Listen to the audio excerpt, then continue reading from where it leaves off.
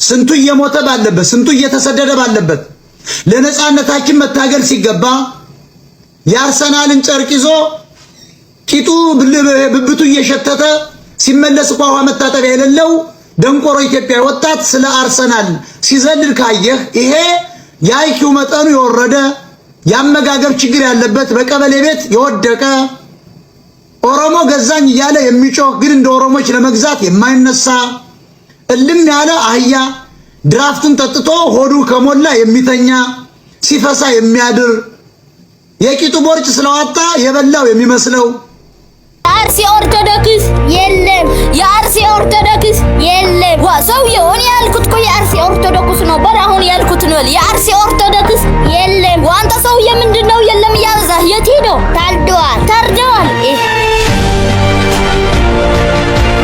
አብይ ዓላማው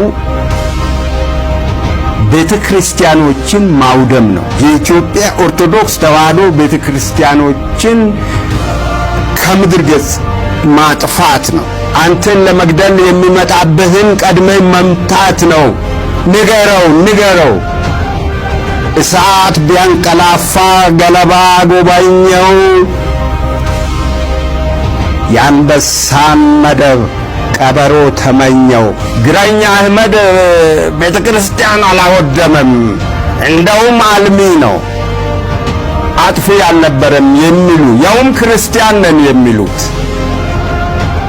ስንት ሺህ ዓመት በዚህ ምድር ላይ ለመኖር አስበው እንደዚህ እንደሚቀባጥሩ አርሰናል ደግፈ ስትመለስ ቂጥና ብብት ሸቶ ነው የምተኘው። ገርል ፍሬንድ ጥላት ማታ አታገኛት። ውሃ የለም፣ ቤት ስገባ ውሃም የለም። ቆጣሪ ይቆጥራል፣ እናት ትዘጋባለች። የአርሰናል ደጋፊ የማንቸስተር በሙሉ የኳስ አድናቂ በ45 ዓመቱ ከእናቱ ጋር የሚተኛ የከተማ ልጅ ነው።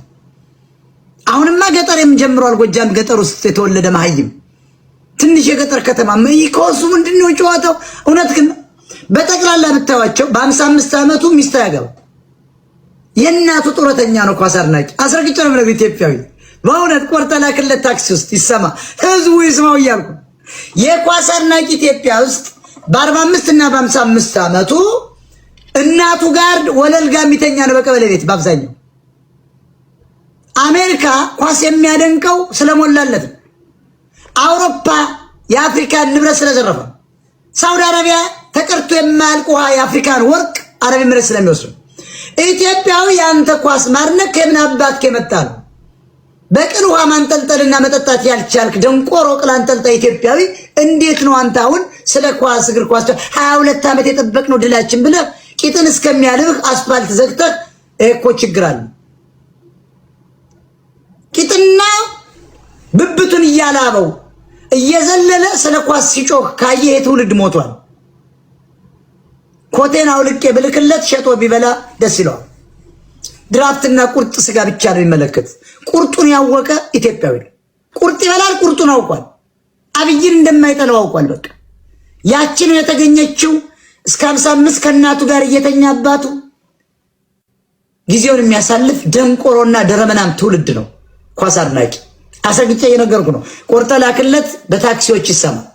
በተከላላ በከተማ አውቶቡሶች ይሄ ንግግር መቅረብ አለበት ለኢትዮጵያ ወጣቶች ከእንደዚህ አይነት የአደንዛዥ እጽ መውጣት አለባቸው።